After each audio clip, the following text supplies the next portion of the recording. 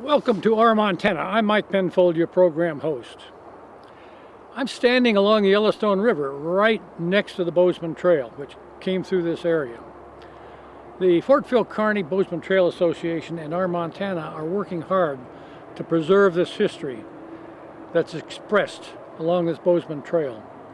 This summer I had a chance to video a Bob Wilson who worked at Fort Phil Kearny in Wyoming.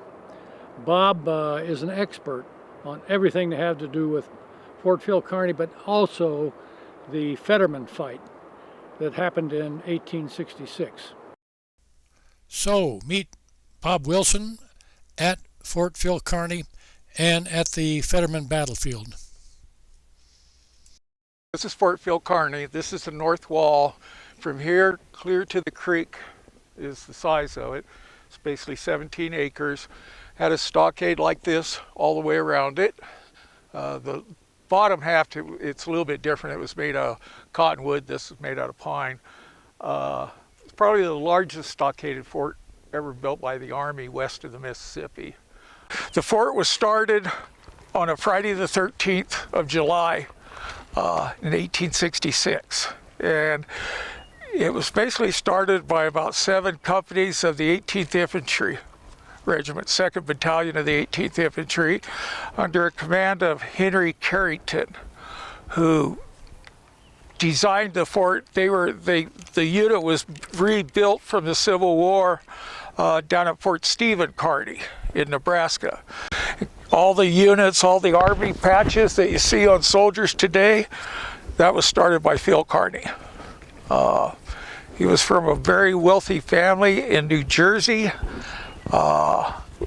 Served in the Mexican War, lost an arm in the Mexican War, and then went to France and fought as a mercenary for a few years, then came back for the Civil War, raised his own militia, his own regiment for the Union, and fought through quite a bit of, up to Chantilly, which was part of the Second Manassas battle, where he was killed at.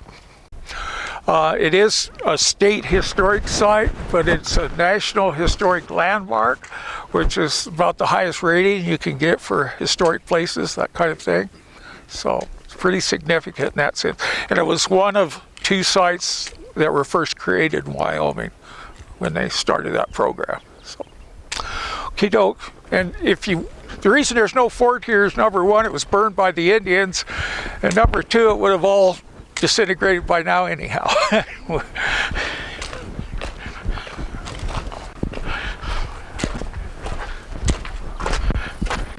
They'd all been out here as, rather than being in a prisoner of war camp at the end of the Civil War, or during the Civil War, they let a bunch of them become what we called galvanized Yankees, and they came out here and manned a lot of the forts in the West to fight the Indians. So they wouldn't have to stay in the prisoner of war camps back east and, die of some disease. So at Fort Reno was this lieutenant colonel artillery officer, and when they gave the artillery to Carrington, he said, "Well, I don't know what to do with it. I don't know how to use it." And this guy stepped forward and said, "Well, I'll train you a crew." And that's what he came up here and trained a crew. They had 3 mountain howitzers and 1 field howitzer. All of them are the same caliber. One shoots a little bit further than the other, but the 3 mountain howitzers are very, very portable. So anyway, this all happens, real wild guess, around 8 to 9 o'clock in the morning is when they head out. Now the Indians got over to Fetterman Ridge at about 5 in the morning in their camp, and they'd set up their ambush positions. And it was planned out way before the 21st. There was a battle on December 6th that probably led to the Fetterman fight. And in that fight, Carrington led 50 infantrymen and Fetterman led 50 cavalry. And they tried to do a pincer movement, which came together on the other side of the ridge. Their horses couldn't keep up, the military's horses. They got all strung out. The infantry really didn't know how to ride very well, so they didn't stay real well in the saddle. The officers in charge were not listening to the commands. one of the biggest problems at the fort was Carrington and his officers. Carrington was in charge of the 18th Infantry through the Civil War, but he never went to the field. He never fought, but he trained all the troops. Coincidentally, Fetterman was in charge of them in the field. So Fetterman had a real low opinion of Carrington as a commander, especially a battlefield type commander, and didn't have anything real good to say about him. And neither did Brown, who was another officer, or Grumman. Brown was a quartermaster. Grumman was in the infantry at the time, but in the Civil War he'd served in the cavalry. And you might say Grumman was pretty much a Custer kind of figure. He was real aggressive.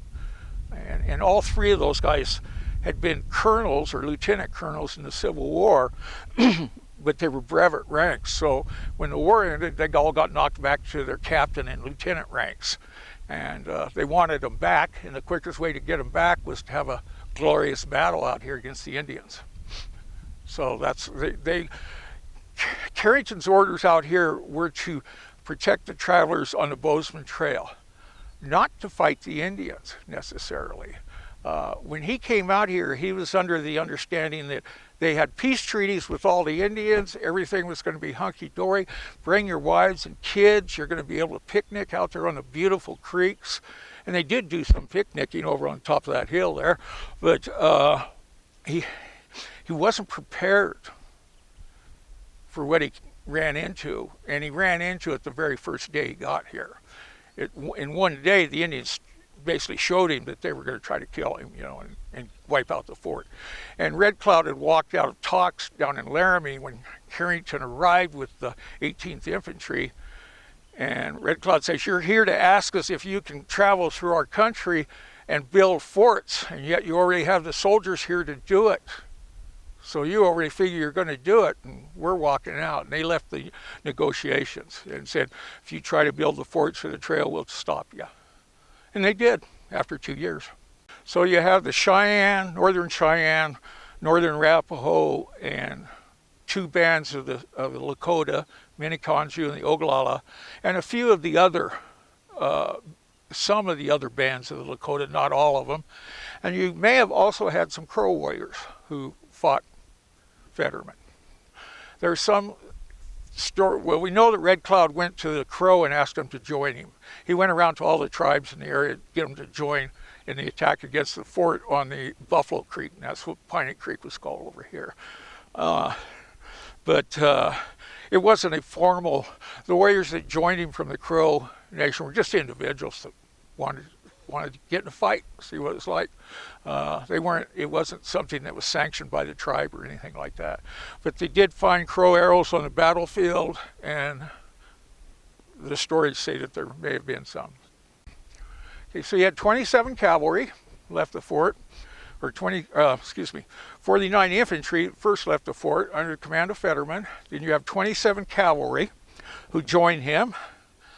Then you have one officer disobeying orders who did every time there was a fight. That's Captain Brown. And to give you an idea of how part of the horses were, he had to borrow Jimmy Carrington, Colonel Carrington's son's horse, which was probably a Shetland pony from what we can figure out, so that he could go along. And his excuse was it was one last chance to get Red Cloud's scalp. Next day he was being transferred to Fort Laramie. He probably figured he was in a lot of trouble too. He was a horrible quartermaster. Very, very, very poor quartermaster. There were no records here at this fort from when he was here. He just didn't keep any. So he heads out on the Shetland pony. Then you had two civilian houses out in front of the fort over here. That one was a restaurant, one was a hotel. They were ran by Wheatley and Fisher, who were Civil War veterans, and they had gotten 2 Henry carbines or rifles a few weeks prior to this. But anyway, they wanted to try their rifles out. That was their reason for going. So they asked, and they were allowed to join the command. And that's your 81 men. Not long after 11 o'clock in the morning did they cross the ridge. There was not that much snow on the ground. The temperature at that time was probably in the mid-30s. Nice clear blue sky. Nice day. I don't know if they were wearing great coats or not. one thing that is misunderstood is they were all dark blue. They were all wearing dark blue pants and vests and coats and shirts. They'd all been issued new uniforms on Halloween during the dedication of the fort. And the new uniform was dark blue pants instead of the light blue. And they all had little holes tunneled through them because they shipped the uniforms out here like bundles of cotton, big old bales of pants and coats, and the mice had tunneled through them while they were in the warehouses. So they had to patch them all up. But that's kind of what they look like marching out. Now, at the same time, there was a big bank of clouds probably here on top of the mountain, and that came in about not long after the battle started, a real nasty winter storm. According to the Indians, it turned the temperature, well, where the blood was freezing in the wound. Now, they planned all this out ahead of time, the natives did, after a fight on December 6th. And on December 6th, they had two different groups of soldiers. You had 50 cavalry on horses, and you had 50 infantry on horses. The cavalry went to the wood train, relieved the wood train, and then pursued the Indians on around the north end of this ridge, and they came off it right about where the highway does today, over by Story. And they come out into this hayfield, big hayfield clear down here, right below, see that white house and that draw kind of coming out? They come right out through there. And if you go up that draw and are kind of behind the little hill right at the end of that ridge, that's where they were ambushed at or attacked. And that's the cavalry. Now they were strung out. Their horses were given out. They were very weak. They hadn't been fed. And the soldiers, in pursuing this group of Indians from the attack on the wood train, the cavalry got strung out for about 2 miles, 50 guys. They were just, horses couldn't stay together.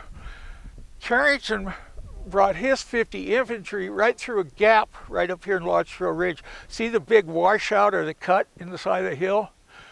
If you come just this way and right above that lower tree, that kind of bright green tree, is a draw that goes right back and drops right through Lodge Trail Ridge. He brings his infantry through there. And when he comes out up there, he can see Fetterman's predicament down here being in a fight. Now, an officer named Bingham, who was the real cavalry commander, he was a lieutenant, was leading, him and Fetterman were supposed to be leading the cavalry group, and you had Grumman and Carrington leading this group. Grumman spent the whole day, or that part of the day, trying to convince Carrington to go back to the fort. He didn't want him around because basically Grumman was going to keep track of him, or Carrington was going to keep track of Grumman, and Grumman didn't like that. So he kept coming up with reasons that Carrington should go back to the fort. And Carrington never did go back to the fort, but Grumman ditched him up in here somewhere. And Bingham is killed, and a sergeant with the 10 enlisted men is killed on the other side of the interstate down here. That's the December 6th fight, and as a result of that fight, the cavalry are rearmed with the Spencer carbines. Carrington issues verbal orders at the fort: nobody is to cross Lodge Trail Ridge under any circumstances. And at the same time, the Indians, the Minneconjou and the Ogallala, figure out, hey, if we can get soldiers over here, we can probably do a lot of harm to them. So they start planning that. And that's when Red Cloud goes out to a lot of the tribes asking if they want to take part in it. So that's the December 6th fight, but we feel that it led up to this fight. I give you a list of the decoys, or at least this.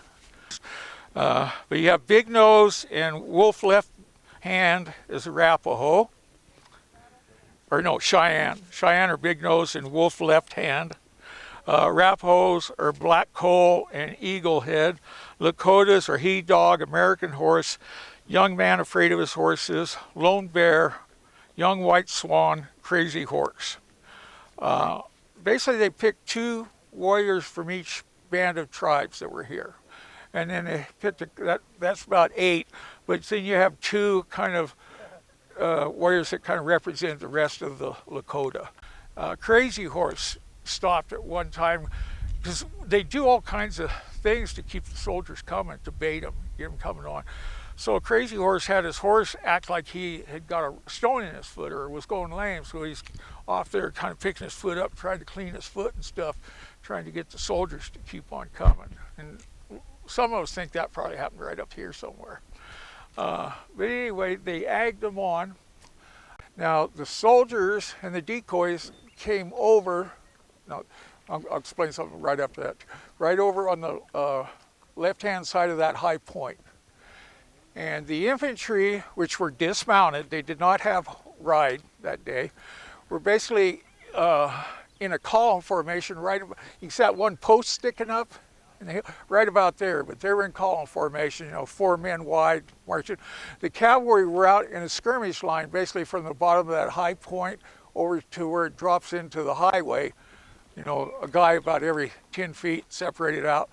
And then they all swept around and came right along the horizon. And they came over, if you look at these hills right here, there's 3 little hills, 3 little knobs going up to Lodge Trail Ridge right here in front of us.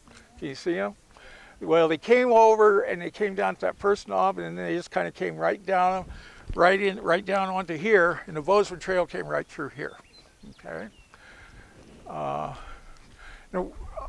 I'm going to tell you a lot of stuff today, but unlike most of the time you kind of consider something a fact of history when it's been repeated from 3 different sources.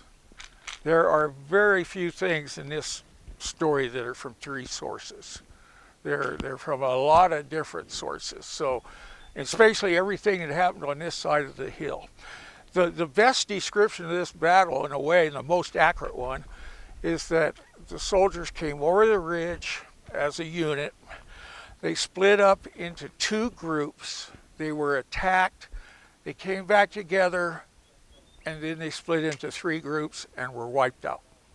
And that's the Native American description, and that's it. There's, not all the details everybody kind of craves, and but that's the only thing we know for sure, right? And their oral history is from an individual from his part of the battlefield. And you, in a way, end up having 2 battles here on this battlefield. You have one up in here, you have one down there. So, with that, so you have your groups of soldiers. One theory I'm going to tell you kind of 4 little quick theories right here. You have the soldiers right over here on this top knob. They knew they weren't supposed to be there. They weren't supposed to cross Lodge Trail Ridge.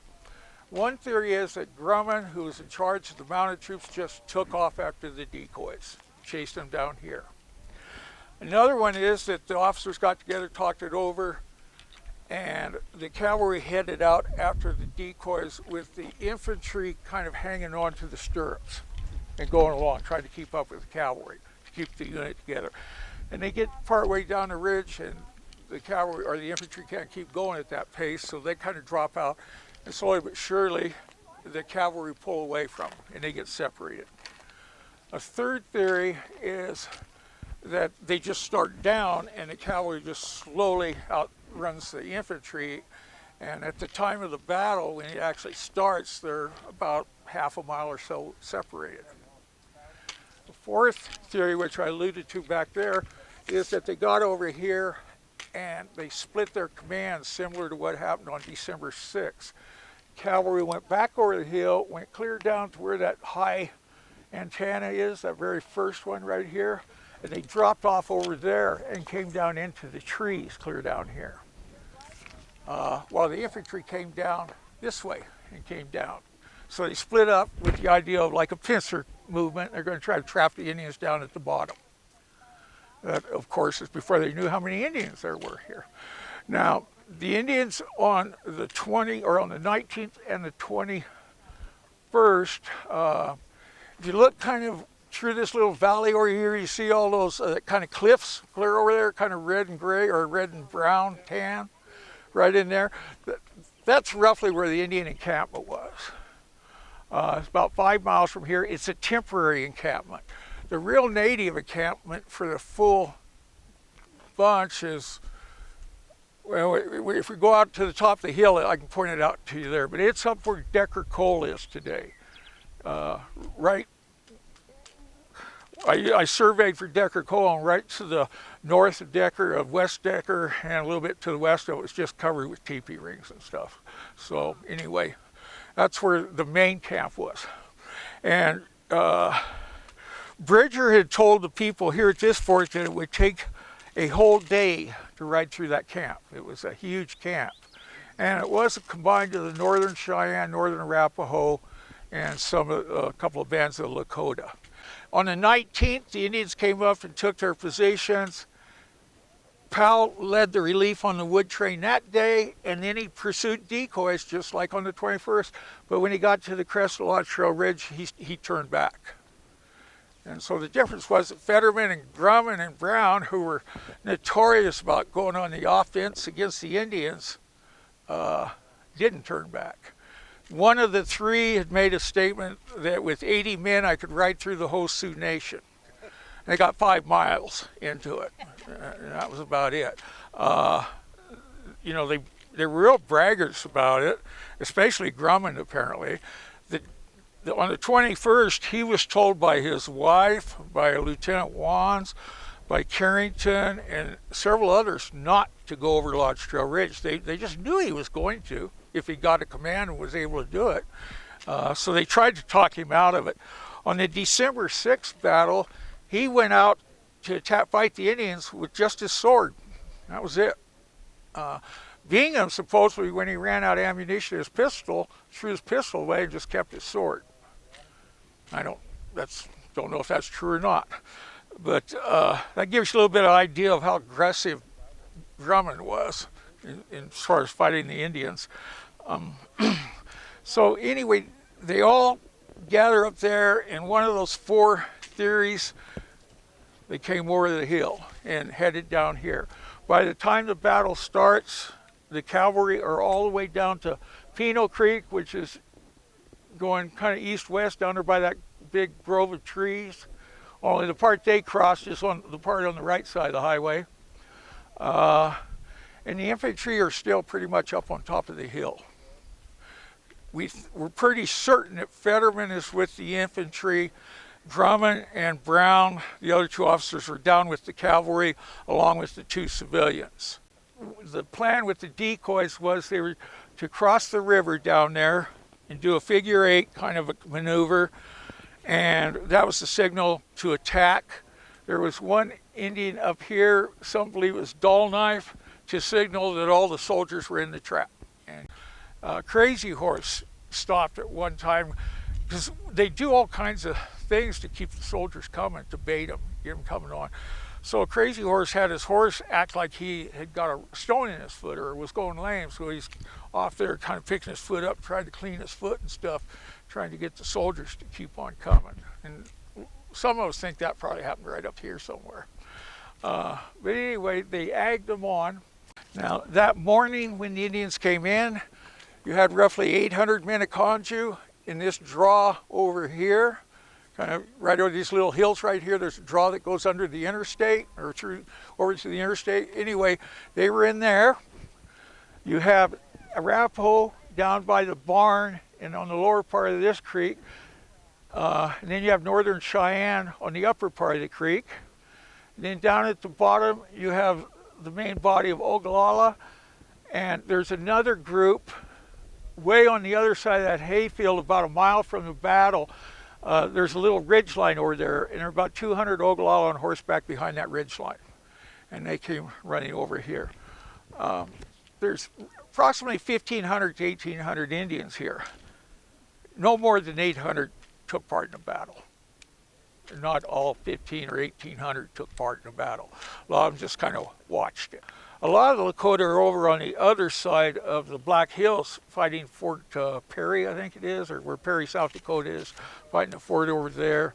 They're, you know, the primary stomping grounds of the Ogallala and the Minneconjou is eastern side of the Black Hills, between here and the reason the Crows, you had about 6 tribes out here involved with the military.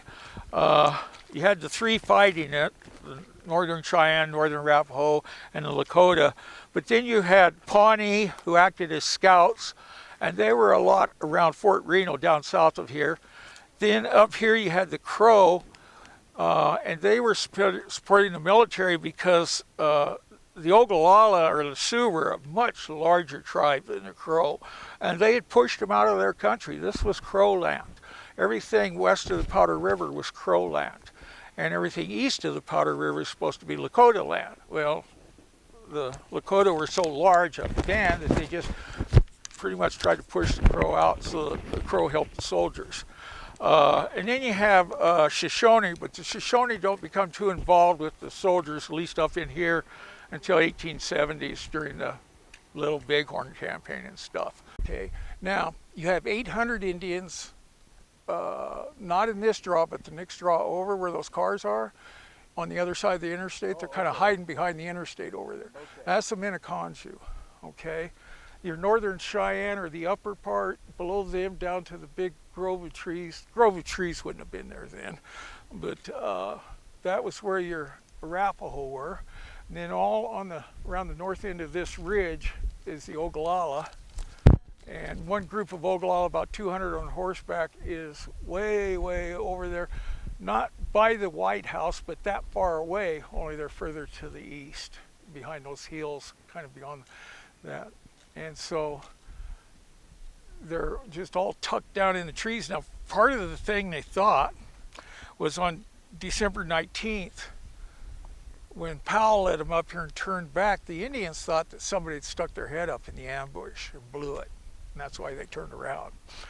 So they went back to the intermediate camp and they asked for their tribal, whether tribal elders or shamans or whatever, to take a look into the future and see what happened.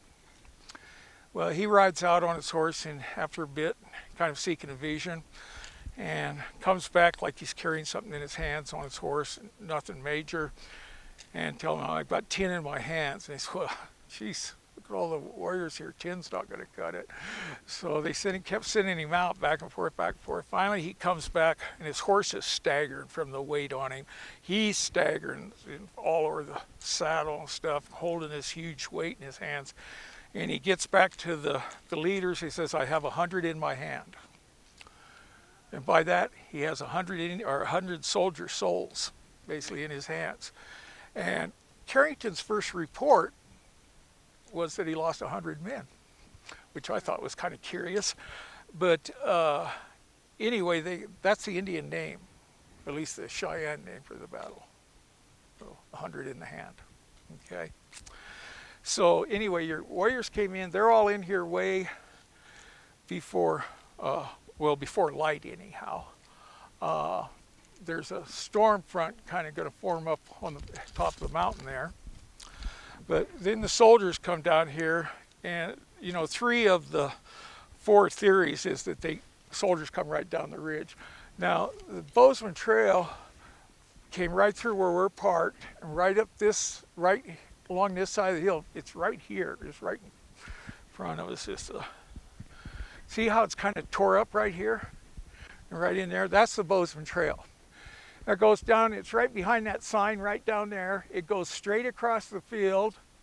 There's an irrigation ditch through there now, but it went straight on through, and it goes up to that high point where that dark flag is fluttering above it, and it goes over that and heads down to the west a little. At the bottom of the slope, it splits, and one road goes off towards all those hills over there, and one goes off this way. And the one that goes off to the hills over there is called the old road, and the road that goes off to the west over here is the military road, or the new road. It was a little bit shorter. It was put in after Fort Phil Kearny was established, and it just makes a little bit shorter trail up to Fort C.F. Smith.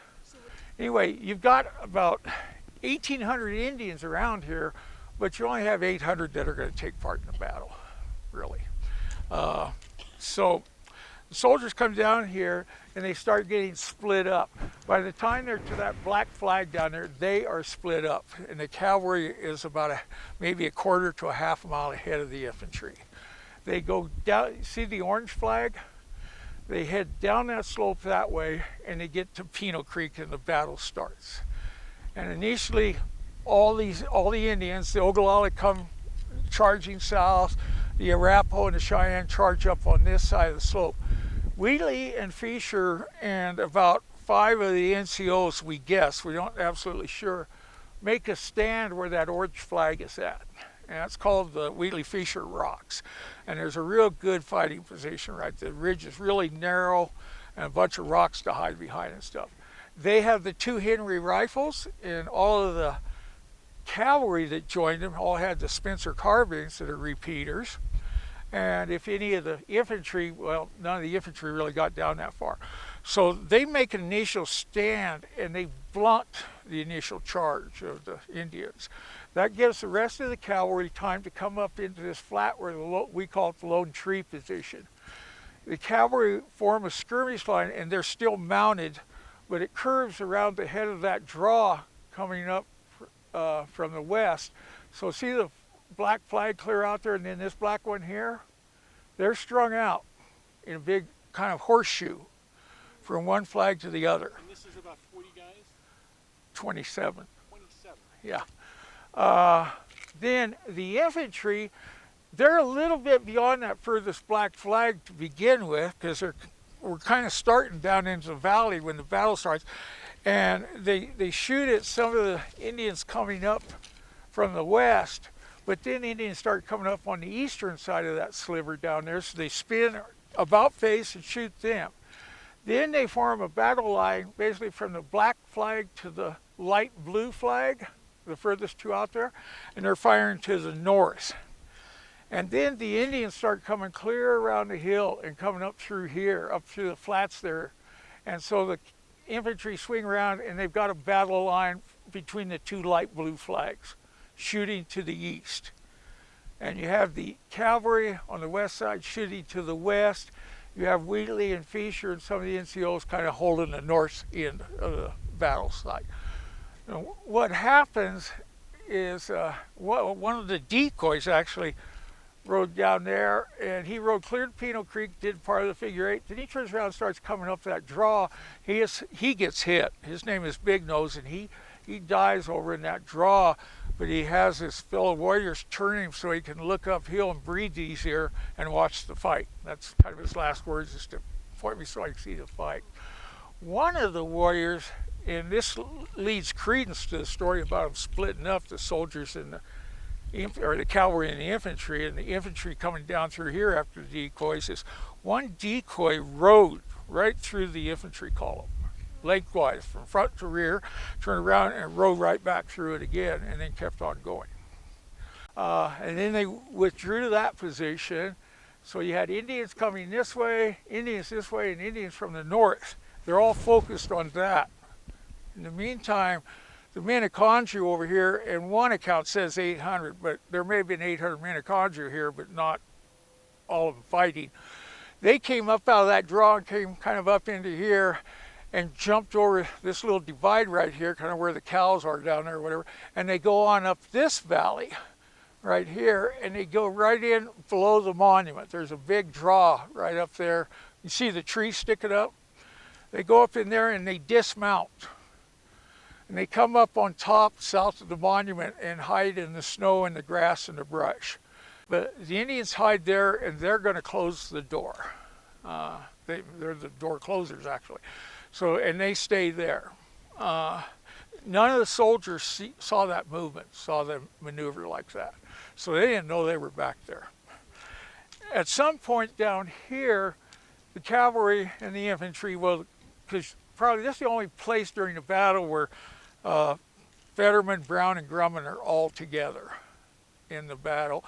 And probably down there by the Lone Tree, and you got soldiers fighting all around them.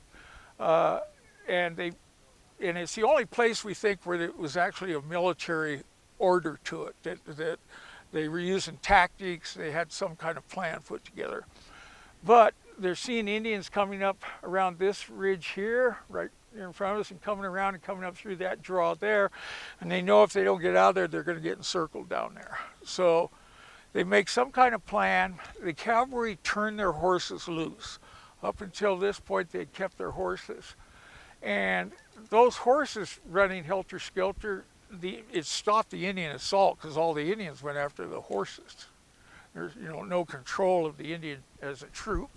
So anyhow, they take off and kind of stop their attack, and the infantry bail out of there and come up the trail, come retreating back through here, probably in their column formation, 4 guys in a rough step, moving as fast as they can. They come right down through here, front over the hill, and right up the steep little hill to the monument. They pop up where the monument's at. Now, at that time, of course, there wasn't a monument, but there were 2 huge rocks that were each about 6 feet by 6 feet by 6 feet. Someone describes them as it looks like a boulder dropped out of the sky and broke in half. And there were about 10 feet between those 2 rocks. But they spring out up over the top there, and however many Minneconjous spring up right in their face, 100 yards away, maybe at the most. Back at the fort, they hear 2 volleys. And that would have been, when they came up over the hill, there were 4 in a row, and they would have peeled and went like this. So you had 2 rows of guys, probably about 20 each, and they fire at the Indians. The front rank shoots, and then the second rank shoots. And that's what they hear back at the fort. Up until then, they'd been hearing, firing, quite a bit of firing, but it was all independent single shots, just a scattering of them. But here they had the 2 volleys, and then after that, it started getting quiet. There's still a little bit of shooting, but nothing like it was prior to those 2 volleys. They fired those 2 volleys, and the Indians ran right over top of them. Didn't probably take them about 10 seconds. The whole battle only lasts a half hour. It's really quick. So they run over to those guys and pretty much wipe them out. After the cavalry or the infantry had left down here, the cavalry probably fell back and formed some kind of circular formation there. We don't know if Wheatley and Fisher are still kicking or not, but they continue fighting down here for a while. But I think the last of the cavalry break out and try to get back to here. Grumman's killed right here, where this rock is. Grumman's still on horseback because he's an officer. They stayed on horseback because they could see better. Okay, you have an infantryman. There's some rocks right over the side of the hill there. You had, or not an infantryman, you had a cavalryman down in there. We found his position. There's 7 Spencer shell casings around it and 2 arrowheads right in the center of it. There's 3 Spencer shell casings from the same gun going across here. So like a guy's running across, jacking his rifle, shoot, run some more, jack around, shoot. Shot 3 times across there. A cavalry spur was found down over in there, and a few cavalry type artifacts were found down in the very bottom between here and the monument. I like a spur buckle or something. So that's the last of the cavalry, and the further south they got back this way. The infantry are all wiped out within 40 feet of that monument. So you have 48, 49 guys killed. Most of them were stacked in that between those 2 big rocks. Wheatley and Fisher, we don't know that there were 7 men. We know Wheatley and Fisher were there, and we know that some cavalry were there. But they don't record how many or anything. They just say some NCOs. There's a story about Metzger, who was a bugler, who after running out of ammunition with his Spencer, used his bugle to fight on with, and the Indians recognized his bravery by not mutilating his body and covering it up with a buffalo hide. I think that is bunk. I don't think that's a true story or real happened. Now, in the Indian oral history, they talk about 3 guys they find who are sitting down with their head between their knees crying. And they went up and pulled a buffalo bladder over their head and bashed their brains in. That's probably true. These guys had to be terrified, just plumb terrified. The Indians, as not only as part of their belief system, but as part of what happened at Sand Creek, really mutilated these guys. They cut arms off, feet off, legs off, took the eyeballs out, cut their noses off, their lips off, took their brains out, set them on a rock next to them, disemboweled them. Grumman's feet were set on fire. Fetterman was bludgeoned in the back of the head. That's what killed him. But then his throat was slit clear to the spinal column. And then he had 2 big cuts in his thighs. Brown may have shot himself. He's got a wound on the side of his head, whether it's a pistol or... The funny thing is he's right-handed, but the wound's on the left-hand side of his head. So there's some question about that. But all of them were pretty heavily mutilated. And the surgeon doesn't say anything about, like, Metzger not being touched. He said everybody was mutilated. Most of them were bludgeoned, were hit by a war club. If the arrows would wound you, and some of them would kill you, but to make sure everybody's dead, they went along and smacked everybody on the head one final time, it appears. Which is probably a good thing for most of these guys, because a lot of them were probably wounded and hanging out. So, anyway, that's kind of... Bob, how much oral history from the Indian side is there on this battle? Well, I've read a number of accounts in a book by Peter Powell.